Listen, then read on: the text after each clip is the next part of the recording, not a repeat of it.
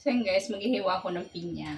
Itong pinya na to ay galing sa Pilipinas. Hindi, I mean product from Philippines. Ayan. Binili namin kahapon. Matamis kasi ito. Ayan siya.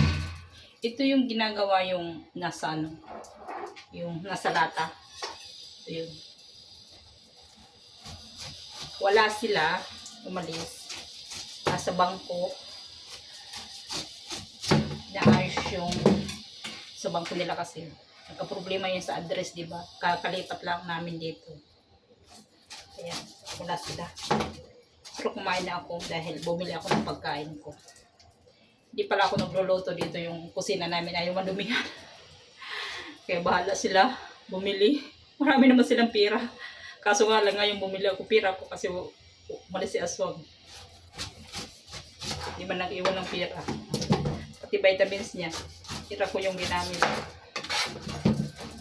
Wala na nga pera. Bango talaga niya.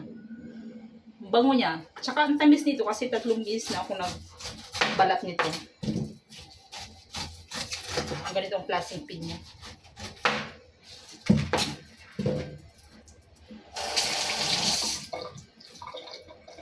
Ayan bahay namin, oh. Oh, diba? Sobrang linis, guys. Wala ka talagang makitang kalat dito. At kabuk, wala talaga.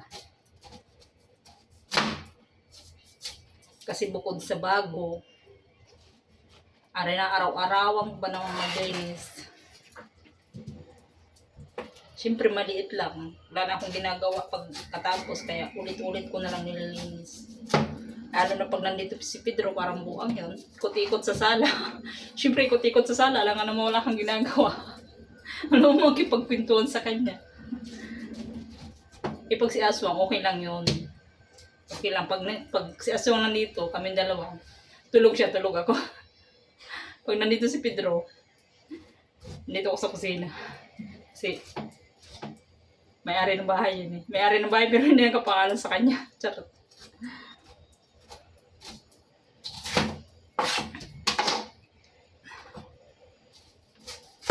Maliit siya.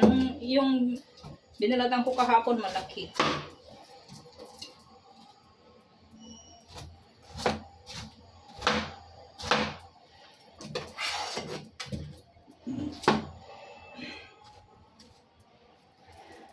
Yung sa Shagnesi kasi namin ng bahay, bukod sa malaki, hagdan. Siyempre matagal na kami nagtira doon.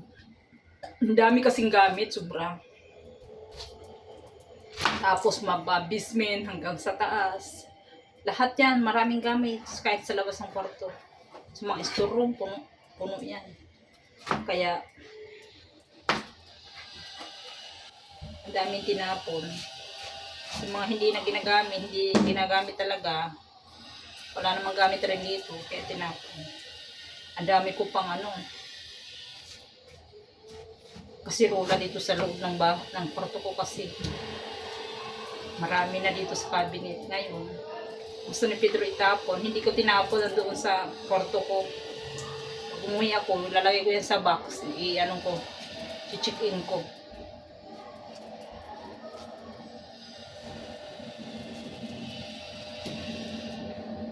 Kasi naman itapon, di ba? Pag tinapon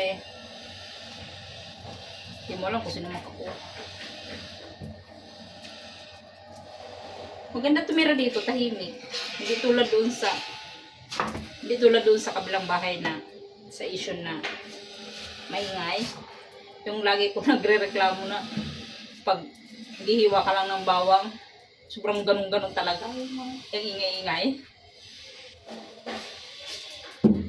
Dito, sobrang tahimik. So, ayan, kukuha muna ako ng container.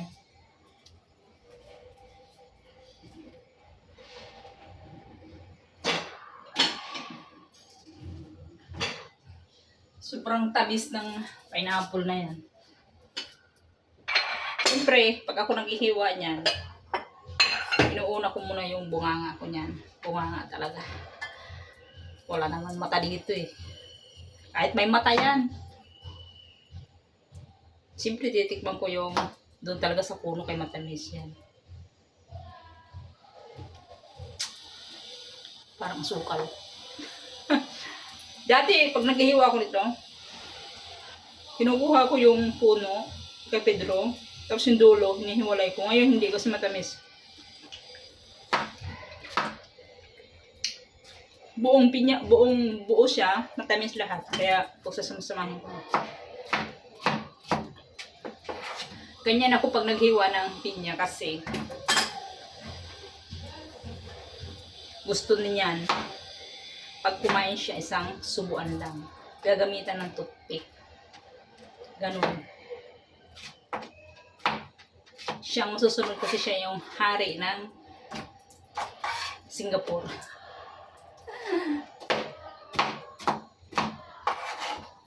Ganyan talaga kailangan intindihin kasi high blood. Mataas yung dugo niyan. Sobra talagang tamis.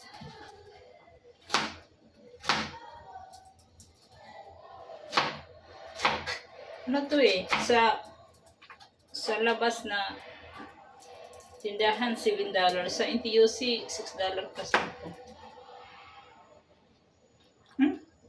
Lahat matamis. Gusto ko nito sinasawsaw sa ano, sa asin.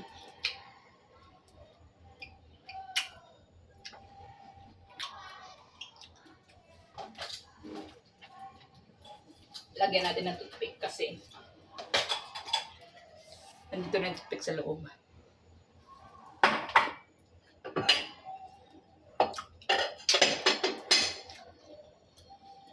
So yun lang guys, kasi nalagay ko yung salt.